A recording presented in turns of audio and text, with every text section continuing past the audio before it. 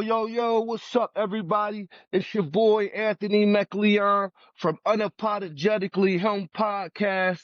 And tonight I'm with my guy Lameek from the Bronx. Go ahead and introduce yourself, Lameek. Yes, my name is Lamik Khalifa, aka Chief Eagle Spirit Dancing in Cherokee. Okay, To my Cherokee listeners, dawado kuno khali dan da hanagiske chalagi hani yani. that's what's up. And tonight we're talking about toxic relationships. Well, look, Lameek, I ain't gonna waste no time. We're gonna get right into it.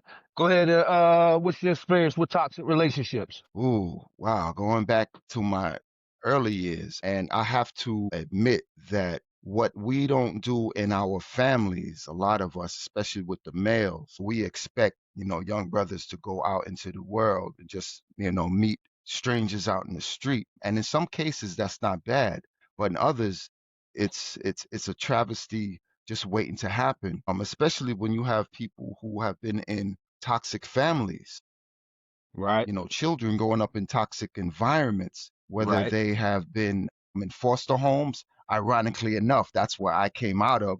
I Okay, was in foster care myself and then ultimately adopted at the age of 5 years old. But okay. however, my upbringing was a little different in terms of my family. I found out that my adopted mother was my cousin. I had a falling out with her at the age of 11 years old because she Wait. Let me took, not to cut you off.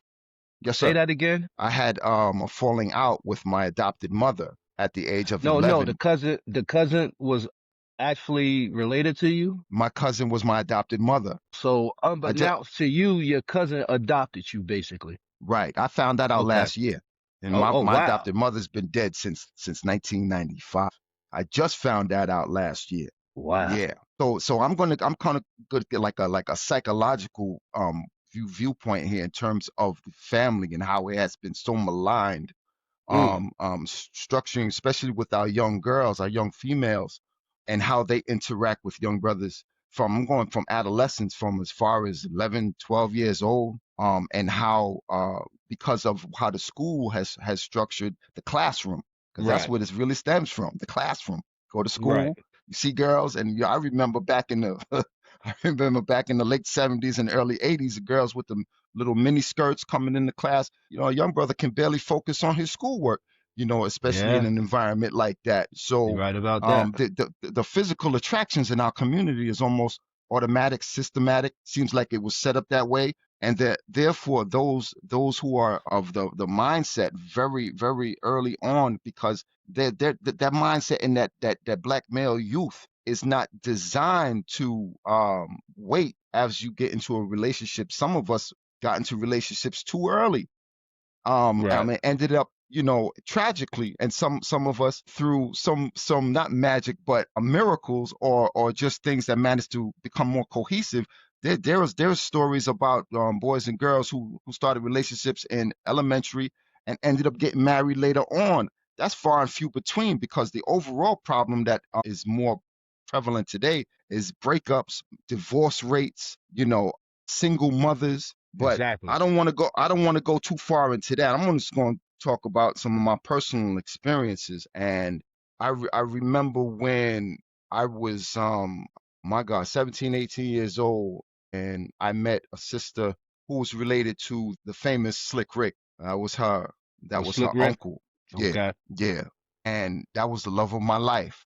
And Yeah. boy, oh my God, you have no idea, brother. She tore my heart into so many pieces, and that was the cheating game. That's where it started. When you think that you're involved with someone who's going to reciprocate that love. Because I was young and looking for, how should I put it, a substitute for my adopted mother. That was my issue, because my Okay. adopted mother didn't show me no love because she couldn't have her own children, right? Okay. So, Right. right, she had about 4 or 5 other foster children, which were my brothers and sisters, and Okay.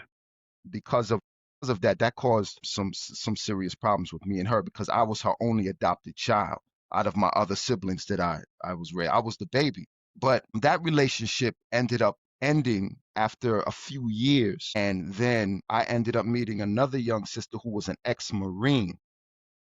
Hold your breath on this one, bro. This young lady who I dated, she was, how should I put it? Because she had she had a toxic relationship with her own family. Come to find out that her own mother had fought with her and threw some chemicals on her when she was little. Wow. Yeah, Threw and chemicals be, on be, her? you know, like Clorox, bleach, Right, right. you know, those type of things. And she fought with basically everybody in her family Mm. because of that. And when I met her, she had also been involved in a toxic relationship with another brother from the area, which I found out later, who was a drug dealer in the community. And I don't know what he did to her. I found out she chased him in the neighborhood with a bayonet, a Wow. musket from a weapon. He must You have did understand what I'm some saying? bullshit. He must have did some bullshit. And it's crazy because I ended up meeting the brother many years later. But what threw me is when I met her, and this sister had issues with Jamaicans, I guess because this brother was Jamaican that she dated. Whenever, and I grew The up missing. bassinet guy? Yeah, that's the guy that she chased with the bayonet. He was Bayonet, Jamaican. bayonet. He was, yeah, the one she I chased. said So bassinet. she no, not basket, that bayonet. Bayonet. I That's all just right, had brother. I just had a newborn, so the baby words in my Oh, head. God bless you. That's all right, brother. Thank you, God bless you, man. God thank you, bless you. thank you, God thank bless you, you. thank Yes, you. sir. I know how that is. Those days for me are Yeah, gone.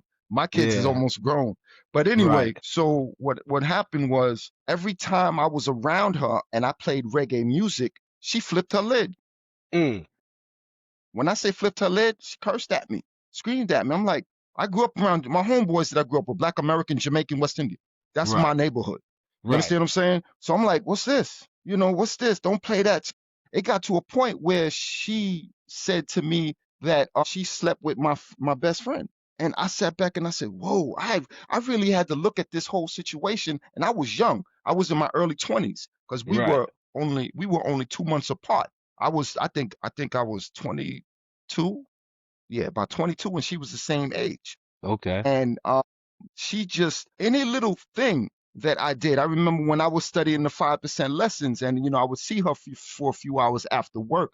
And I said, babe, I gotta go because I gotta go home and study. But it's a brother, and this sister she was about what, 5'2", maybe 5'3". She was Mm, short, but right. a dynamo verbally Mm, and physically. right, So it got to a point where it was so bad that I knew I had to get out. I was only 5 months in the relationship, and it was like 5 years, like 5 years. And I was saying to myself, what did I do to this sister? I had already came out of a bad relationship with my first love. right. So I wasn't going to carry that anger over into my next relationship. But this sister, who She was bringing did it out of she? you. No, no, no. Yeah, towards the end, because I'm patient. Right. I'm Okay. patient. You screw me over. I'm calculating. You're not gonna Right. walk away unscathed from me. You know what I'm Yeah, I hear saying? you. Right. You know where I come from, my neighborhood. I come from a rough neighborhood, bro. You got to hold it down, man. You're gonna get disrespected. So I ended up retaliating because she told me she slept with my best friend. That was the didn't know who it was. I had a couple of brothers that was real close to me, and in those days when you that young, you just like that question mark in your head, like who the who, you know what I'm saying? Who? Right. And for her to do something like that was just beyond me. But we ended up getting into a physical altercation. I ended up killing two birds with one stone with my first love. Yeah, you know Hmm. what I'm saying? And Right. it almost came to a bloody battle, but I managed to avoid that, thank God, and get out of that situation. But however, Before it went all the way left. right, I had to make a decision. Am I going to let this hold me and pull me to somewhere I don't need to be, or I'm just going to move on? Because I got my Right. revenge. Oh hell yeah, I got my revenge. You wasn't just gonna Right. walk away, hunk me like that. You know what I'm saying? Don't play that. Uh, But I had to really dig. I had to dig deep and say to myself, where's all of this come from? Now, when I almost got into that physical altercation, she brought her brothers. She brought her brothers into it. One of them was like a kung fu master. right. Brother wanted Okay. brother wanted to kill me. And it wasn't until I think some years later that I ran into one of her brothers and he looked at me and he apologized. He said, yo, my sister's crazy, man. Mm, My sister was crazy. Now I don't generalize all sisters. I, right. I can't. I can't do that. Especially, some of the people that I've met in my life just seems that I was always attracted. And I'm gonna say something. This is very important. I had been attracting sisters who had been molested by either their fathers or uncles or friends in the family since I was 14 years old. What you And you think make them be attracted? What made you attract them? I look, I'm just saying that for some strange reason, even my children's mother, who I'm with now, we've been together for 25 years. She was molested by a family member. Hello? I'm listening. Can you hear me, brother? Oh, Yeah, I can okay. hear you. Yeah, I see something that's popped up on my screen here. Yeah, okay. So, as far as that, I seem to be a magnet for some reason for a lot of sisters, and I have to add that I have encountered a slew of sisters who have been molested, and I think that in hindsight, it's not spoken of enough. And there are a lot of sisters out there who are suffering, with that type of abuse, and of course, it's never addressed, never healed, and therefore it just goes, it is in transition from one person to the next who the person will receive that negative energy. Because man, I could write a book. That's the layers over the Do you years. think they seen? You think they seen some sort of comfort, or they think some say a safety, like it's something about you that made them want to lean towards you, the damaged women. Could it be where you Bro, damaged of at the course. time and meeting majority of them? But my damage is different because Right. I didn't have a good relationship with my adopted mother slash my cousin. I was always looking for that affection from a woman. It wasn't like it was destructive. So it had Okay. an opposite effect with me. I Right. wasn't I wasn't abused sexually. There's a difference. Yeah. I was abused Mentally and physically and verbally. physically, because my adopted mother was from the old dirty South, man. She's from Virginia, yo. You know about the old ironing cords and the switches. Come on. Uh-huh. Uh-huh. So our Serious brothers ass behind up. whooping. Right. Oh hell yeah! What? So I don't know, man. As far as that's a good question, because somebody else asked me that the other day. I was talking to one of my peeps, man. He's like, "You sure? There's something about you, man." I'm sure I'm not the only one. I'll say that I'm not unique. I bet you there are brothers out there who have run across, and I would go so far as to say there are a lot of sisters out there who are suffering, and they take that out. Now, see, here's the problem when there's no healing involved, that they take out that aggression, and especially, and listen, my first love when I was 17 years old when I met her, I looked into her eyes and I told her, I don't know, if it's a gift or a curse. I told her something happened to her, and she just looked at me like, like, how, and she finally Wondering how came you clean. knew. Right. And she came clean and told me this happened, but she didn't get into detail. It wasn't until I gotta be quiet, a little quiet. I got the kids in the house. It wasn't until about 5 years, no, about 5 years ago that she told me that her father molested her when she Mm, was. So mm. I was like, she waited all those years to tell me because me and her, we still cool. And my current my children's mother, she was molested. And when I met her, and it's usually like either during or after sex, especially, that's when I pick it up. I Mm-hmm. said to her, I said, what happened to you? Mm. Got the look. I got the Mm-hmm. like, what are you talking about? Something happened to you. What is it? Mm-hmm. She didn't come clean until I think it was the next day. She told me what happened because she was shocked. How does this brother know? I don't. Some people say it's a gift, a curse, like So you don't borderline with attribute it me. to them being extra freaky? Cause that's how I be knowing. A lot of the girls who from my Mm-mm. past who was like extra uninhibited Body and language, my body language, body it, language. Anybody could be like that. Anybody could be like that. Anybody can have that freakish desire level about anybody. I don't. There was always something in the body language that even the you ones know. that want it rough all the time. Cause it seemed like they had that in common with my experiences in life. Like the girls who wanted rough all the time, they all Yeah, had that particular thing in common, the sexual abuse at a young age. right, right. There was one sister that I read. This was before I lost my virginity. A long time ago. I come to find out that she was abused and she was kind of rough. That was one sister And I remember she was like that. Mm. But the others that I've come across in my lifetime, not so much. There was always something in the body language that, or just I'll be able to look into your eyes and see something, right? You know, um, call it clairvoyance, call it what you want for me, but it's been like it's been a curse for me over because, bro, I'm gonna tell you, man, it hasn't been a good ride in that regards. It hasn't because there's always some level of hostility there, and I think that this is why some sisters are hostile towards brothers in one aspect, of a woman's mind because she has many compartments, and that in that brain. You understand what I'm saying? Right, right, Many right, right. compartments, man. Many compartments. You try to figure a sister out. Forget about it. Forget about it. Forget about it. So I just try to come away with understanding that look, if this is something that has affected you, you need help, you need counseling. And in some cases, like the minister has let us know, Minister Farrakhan let us know, he said some sisters, come out of it and some don't, or some people come out of it and some don't. But here the problem is in a relationship will cause problems. There are some sisters out here who, and I have to, brother, look, I've never been to college, right? I owned a security company in New York City. I didn't even have my high school diploma. Oh I had almost 150 guards working for me in New York, right? yeah? Hell yeah. I used to work for Ricky Lake, man. I was her bodyguard in 93, 94, bro. I got Oh one on wow. my profile. I was her bodyguard. I was throwing Oh people off wow. stage back in, this is before the internet. Yeah. Yeah, man. Yeah, Hey, yeah. what if I was in the New York area and needed a security job? You'll be able to plug me in? A security job. Yeah. I'm actually working on some things right now. I just That, was that putting it depends. out there. Yeah, yeah. I'm not in that field anymore. However, Okay. I'm working on some things. I hear you. I'm almost 60 years old, bro, but I don't look my age. No, I I take see care that. of I my, see that. Right. I take care of myself. I took martial arts for almost 20 years. Okay.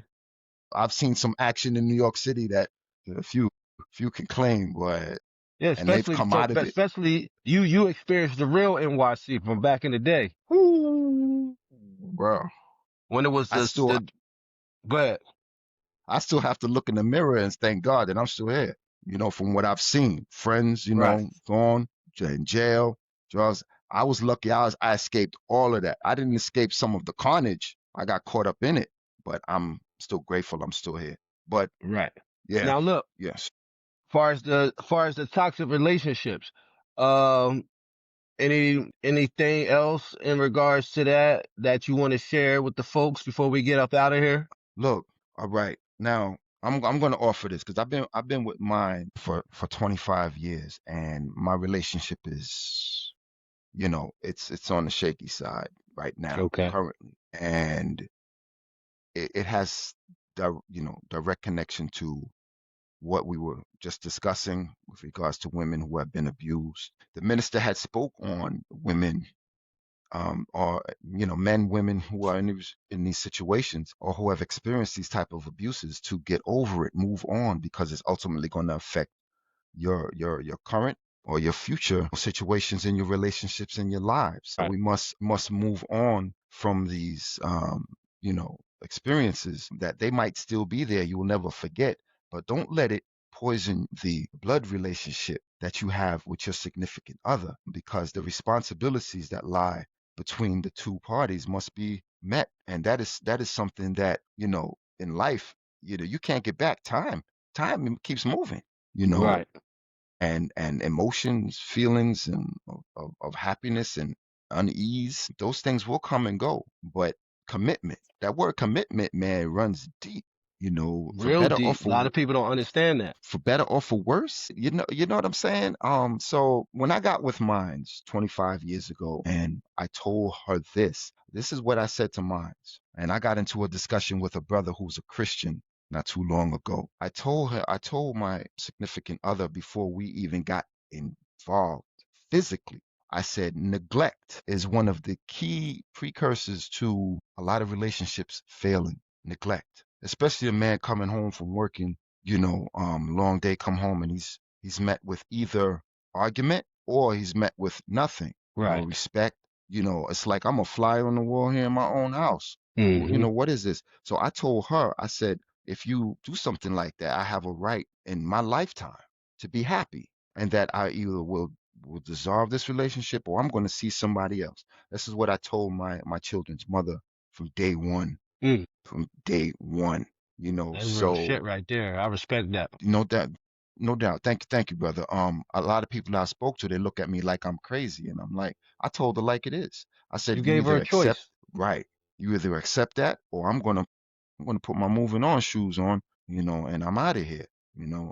I have two lovely kids with her, and my daughter's a grown woman now. My child is a teenager, my son. But again, what my advice is that there are layers to relationships, many Right. layers. Right. Honesty, good communication. One sister told me that I was bougie because I spoke well. Right. I'm like, I'm from the hood. What you talking about? I hear She's you. gonna tell me that I'm bougie because I speak well. I said the ghetto is a frame of mind, not the place that you live. You Exactly. could you could live you could live in squalor but be educated mentally, self-education. I wasn't educated by the system. No, no, God educated me, brother. Right. I see And that. of course I've studied and I've read immensely, even to this very day, because learning is never ending until you're dead. You constantly learning. So, yeah, so the sister told me, she said I'm bougie, that my ghetto card has been revoked. And I'm like, I told her, I said that word ghetto to means to get to or get out of a Mm. debilitating situation. And it doesn't describe whether it's physical or mental. It's actually both. Because who wants to stay in squalor for the rest of their lives? Right. Whether it's mentally or physically. Come on.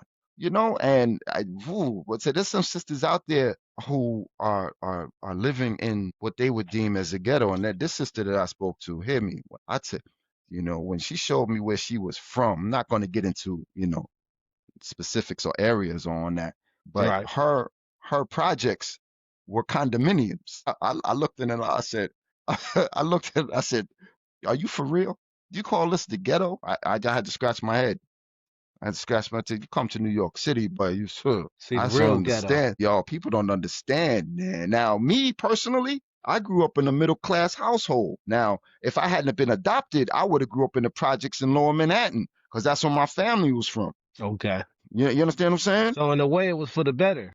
Well, I look at it like this. The teacher that was in my household, my brother, born savior, mathematics, from the 5% Nation of Islam, who was my enlightener, my teacher. I'm glad, I'm so happy that I ended up in that household, because I have knowledge of self. I know who God is, I know where he is, and I know who I am. And no one will turn me away from that. No one. So yeah, it's just like almost like a double-edged sword to some degree. But I I have no regrets now. It's just that the issue I had was with my adopted mother. She could not be truthful with me. And women, I'll say this to women: when you have a child, don't lie to your child and expect your child to be truthful with you. Don't ever do that. And on that note right there, my guy, we gonna end it. Yes, sir. Yes, sir. It We was a probably could we probably could bring it back in the future, shoot another episode, because you shared a lot of good insight that I'm sure the viewers learned from. I actually learned a little. You're a very knowledgeable guy, and I definitely thank would you, brother. love to have All you on the praises due pod to Allah. again in the future. Indeed, brother. And I will definitely be welcome to that, and would be very appreciative. Okay, so we probably could I could reach out in like a month or so, and we talk about maybe some other kind of relationship topics, and you share your insight on that also, because I'm pretty sure the Okay. viewers want to hear it after this interview. Okay. Sounds great, brother. I That look sounds forward great. to it. Just keep me updated. Oh yeah, yeah, Keep definitely, me updated. definitely. I'm gonna shoot you a message, and we're gonna just go from there. Okay, brother. All right. It's my pleasure. So that's it for this episode of Unapologetically Him podcast starring Anthony McLeon. Peace.